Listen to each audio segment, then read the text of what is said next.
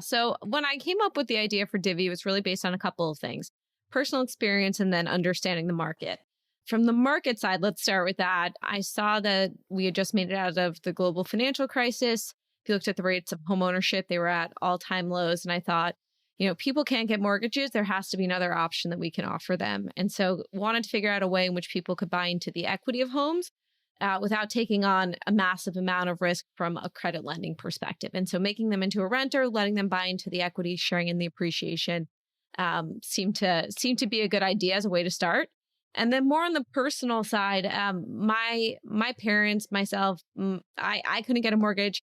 My dad, when he had immigrated to the U.S., couldn't get a mortgage. Him and my mom had actually just gotten married, just got pregnant, and they were looking for a house, couldn't find one. And then ultimately they found a lovely woman who's willing to give them seller financing on a home. And that house became my family's sole source of savings and wealth. And eventually my dad had a credit score, refinanced that house with a mortgage, and was able to take cash out and use that to pay for me and my three siblings to go to college. So from a personal perspective, personal perspective, I get the value of homeownership. And then from a business perspective, I think the market was pretty in an interesting and unique spot to actually disrupt it.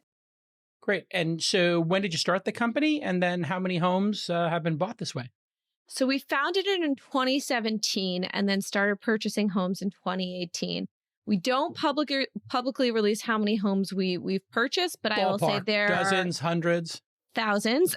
Thousands. Okay. That was my next thousands of homes. Yeah. Wow. Thousands of homes. Now, is there a certain value of homes and an ideal customer profile here? Because if I remember correctly, you brought up the great financial crisis, which was in fact caused by people who maybe traditionally shouldn't have had a home buying a home. And here you are saying we're going to help people who traditionally wouldn't get a home and buy a home.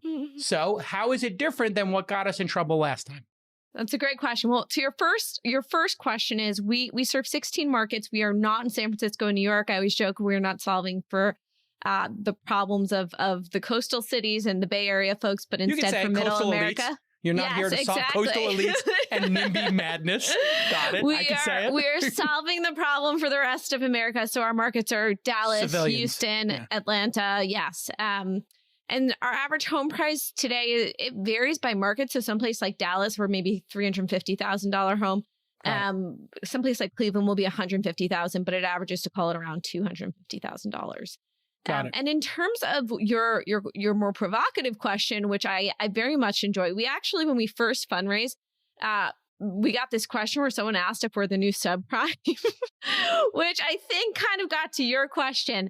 I kind of know the answer, but I'm asking on behalf of the audience. Yeah. Kind of like, yeah. Yes, I understand. So just to give you the audience a little bit of context, for the 20 years before the global financial crisis, underwriting requirements were much looser than they had been in previous times. That's why when you think your parents got a starter home really easily, that's because they did. And it is much harder for you to get a mortgage today than it was for them to get one 20 years ago. That obviously led to the global financial crisis. Underwriting tightened and became very restrictive after that. So the average FICO that you needed to actually get a home went from somewhere on average around 700 up to about a 740 FICO, right? And so all of a sudden there's a ton of people who maybe can't access homeownership. Now, the difference between Divvy and what had happened during the global financial crisis is during the global financial crisis, you were extended debt. You were given credit, a mortgage. Divvy is very different. There is no debt. I'm not lending you anything. You are a pure renter in the home, which is what you would have been if you weren't owning anyway, right? You're an owner, you're a renter. It's one or the other. So you're a renter and you're not actually an owner, and you're just buying into the equity of the property. That is pure savings. That is not debt. Those savings are the same way that you can save and put your money into the S&P, into a 401k, into other things that compound and appreciate over time. So the difference is we are not lending to our consumers, and instead we are basically a forced savings mechanism in an asset that appreciates and compounds their wealth over time. And correct me if I'm wrong here, just to bring up Nassim Taleb, you have the skin in the game. You are buying these homes yourself, so you are on the hook for the home.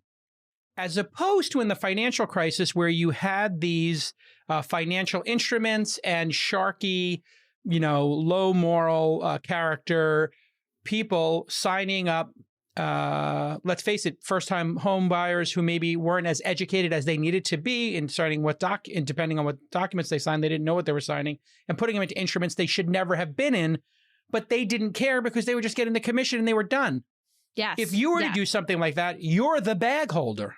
Yes, we are fully the bag holder. So we're buying the homes. The risk, the assets are being purchased fully by Divvy. We buy them with part equity and part debt. We are responsible ultimately for that debt. The renter that we're putting into the house is purely just a renter that's building equity in a synthetic equity account in a ledger, right?